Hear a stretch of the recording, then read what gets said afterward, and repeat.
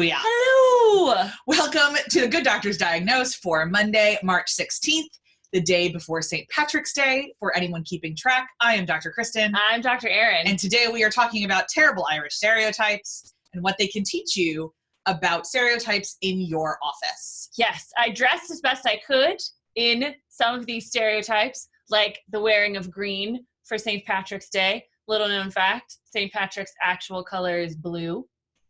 So there's a little bit of a difference there between the way we celebrate St. Patrick's Day and the actual saint. I have my fake Celtic knot earrings that I got for £2 in a charity shop in Belfast.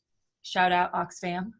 Ooh, on Botanic? Yeah, it's a good one. Great earring store. It's a good one. But as we both lived and worked in Ireland, in Northern Ireland, on the island of Ireland for a number of years, we both feel very strongly about the stereotypes that are perpetuated, mostly by American society, but also globally in a lot of ways, in a lot of cultural celebrations of St. Patrick's Day.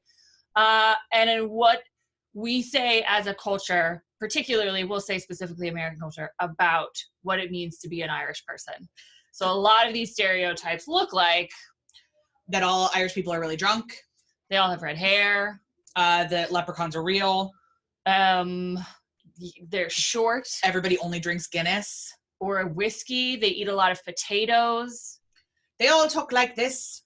Yeah, don't ask me to do an Irish accent. It's very, very bad. And very, very distinct. A lot of people think an Irish accent is Tom Cruise in Far and Away, which is perhaps one of the worst Irish accents you've ever heard in your life. But the one standard one that people usually know is a Dublin accent, which is the capital of Ireland. But there's lots of regional distinctions within that, which is another thing. And a lot of things, especially around St. Patrick's Day, involving drink and drink promotions have to do with like drinks that celebrate car bombs and bands that are named after freedom fighters, and it gets a little icky. More about that on Wednesday, and I'm going to give a little pop culture rant about the awful things we do about St. Patrick's Day. But we wanted to take this opportunity to shout out some stereotypes and then also say, right, so what can we learn about the way we stereotype people and how we do it in the office? Because we do it all the time. Stereotypes are stereotypes for a reason. Yep. So what kind of stereotypes are you facing in your office culture? Rhetorical question. You can talk back at the screen. You can answer us. Please do. We can't hear you, but I expect that you're answering. We're assuming that some things are probably based on where people are from, because that's what a lot of stereotypes are based on, is locality. Some of it may be shaped on body shape or generation. Mm-hmm. Some of it may be shaped on they made one comment once about something and you've now built an entire personality for them. Some of them could be based on the political party they support or don't support. There's lots of ways. The thing is, stereotypes are a reality because they are shorthand for a group of people in a lot of ways. They're superficial ways to describe and classify groups. So in Ireland, do people drink on St. Patrick's Day? Yes. Do they drink green beer? No. Do they drink Guinness? Yes. Do they drink other things? Yes. All the time, yes. Do they eat corned beef and cabbage? No, because that's an Irish immigrant food that only exists here.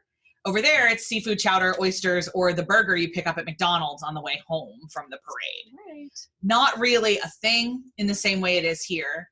A lot of Irish stereotypes, and Erin will get into this a little bit more on Wednesday, but were created for commercialization purposes and also born out of really racist stereotypes to create, to make sure that Irish folks couldn't get jobs, really anti-Catholic sentiments in the early 20th century. So no one knows, for instance, that when you pinch an Irish person on St. Patrick's Day, that could be really, really offensive to the Irish person. Yeah, especially if they're a person native born in Ireland, which is because that is not a cultural tradition that they have around the celebration of their Saint's Day. And the reason we wanted to do this was just to highlight and get you thinking about some of the ways in which you might be, even unknowingly, stereotyping members of different cultural groups in your office, whether they come from a different national identity or a religion, or they're from Texas, which is its own country, or they like classical music, or they read a book at lunch. Like, it can be a lot of things that aren't necessarily overtly cultural, but it's something to be aware of. Mm-hmm. And we want to just take this opportunity to say, hey, take a minute, think about it, and go below the surface on these superficial ideas that you have. Get to know people as individuals, as humans. You will find they are a diverse and wonderful rainbow, just like yourself. And try not to let those stereotypes impact the way you interact and build relationships with the people that you work with.